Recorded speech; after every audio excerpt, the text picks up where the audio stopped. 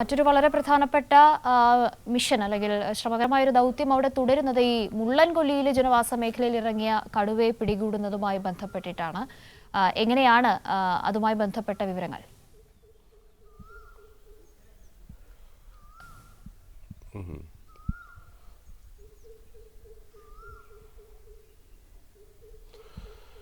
പുൽപ്പള്ളിയിൽ വലിയ രീതിയിലുള്ള ഒരു പ്രതിഷേധ സംഭവങ്ങളെല്ലാം ഈ കുറുവ ദ്വീപിലെ താൽക്കാലിക ജീവനക്കാരൻ പോൾ, അദ്ദേഹം പാക്കം സ്വദേശിയായിരുന്നു. അദ്ദേഹം മരിച്ചതിനെ തുടർന്ന് ഈ പുൽപ്പള്ളി മേഖലയിൽ വലിയ സംഘർഷ സാഹചര്യമുണ്ടായിരുന്നു.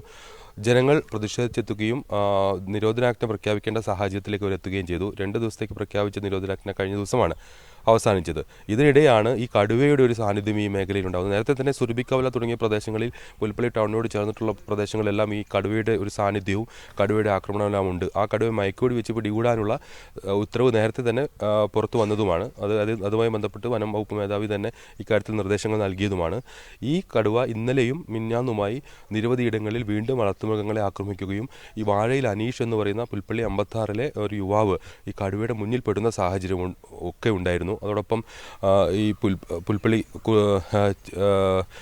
പുൽപ്പള്ളിക്ക് തൊട്ട് സമീപത്തുള്ള സ്ഥലത്ത് ഒരു പശുക്കിടാവിനെ ആക്രമിച്ച് കൊല്ലുന്ന സംഭവമെല്ലാം ഉണ്ടായിരുന്നു. ഇത് പ്രാദേശികമായി അവിടെ ഒരു പ്രതിഷേധത്തിനെല്ലാം ഇടയാക്കിയിരുന്നു.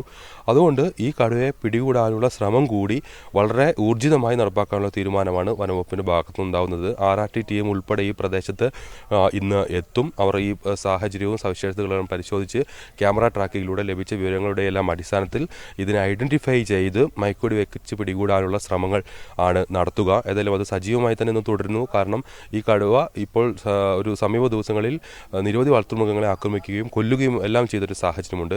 പുൽപ്പള്ളി മേഖലയിൽ അത് വലിയ ആശങ്കയ്ക്കും അതോടൊപ്പമുള്ള ആളുകൾക്ക് പുറത്തിറങ്ങാൻ ഭയം, രാത്രികാലങ്ങളിൽ പുറത്തിറങ്ങി നടക്കാൻ ഉൾപ്പെടെ വലിയ പ്രതിസന്ധി സൃഷ്ടിക്കുന്ന രീതിയിലേക്ക് ഈ കടുവയുടെ സാന്നിധ്യം മാറിയിട്ടുണ്ട്. അതുകൊണ്ട് തന്നെ ഈ കടുവ എത്രയും പെട്ടെന്ന് പിടികൂടുക എന്നുള്ളതാണ് വനവകുപ്പിന്റെ ലക്ഷ്യം. അതിനുള്ള ശ്രമങ്ങൾ ഒരു ഭാഗത്ത്, അത് ചെതലയം റേഞ്ചിലാണ് കേട്ടോ. ഈ പുൽപ്പള്ളി മേഖലയെല്ലാം ഉൾപ്പെടുന്ന ഈ വനമേഖല ചെതലയം റേഞ്ചാണ്. ചെതലയം റേഞ്ചിൽ നേരത്തെ തന്നെ ഇത്തരത്തിൽ കാട്ടാനയുടെയും കടുവയുടെയും ഒക്കെ ഉൾപ്പെടെയുള്ള വന്യമൃഗാക്രമണം നേരത്തെ തന്നെ രൂക്ഷമായിട്ടുള്ള പ്രദേശമാണ്. ഏതായാലും ഇപ്പോൾ ഈ കടുവ സൃഷ്ടിക്കുന്ന ഒരു സാഹചര്യം അതിനേക്കാൾ വലിയ ഗൗരവമുള്ളതാണ്. ആ പ്രദേശത്തെ ജനങ്ങളെ ആകെ ആശങ്കയിലാക്കിയ ഒരു സാഹചര്യത്തിലേക്ക് ഈ കടുവയുടെ സാന്നിധ്യം മാറിയിട്ടുണ്ട്. അതുകൊണ്ട് തന്നെ പെട്ടെന്ന് തന്നെ ഈ കടുവയെ പിടികൂടാനുള്ള ശ്രമമാണ് നടന്നിട്ടുള്ളത്. അത് കഴിഞ്ഞ ദിവസം തന്നെ മന്ത്രി AK ശശീന്ദ്രൻ ഉൾപ്പെടെ ഇടപെട്ട് ഈ പ്രവർത്തനങ്ങൾ, ഈ മയക്കുവെടി വെച്ച് ഇതിനെ പിടികൂടുന്ന നടപടികൾ വേഗത്തിലാക്കണമെന്ന് വനംവകുപ്പ് ഉദ്യോഗസ്ഥരോട് നിർദ്ദേശിക്കുകയും ചെയ്തിരുന്നതാണ്. ശരി അനൂപ്.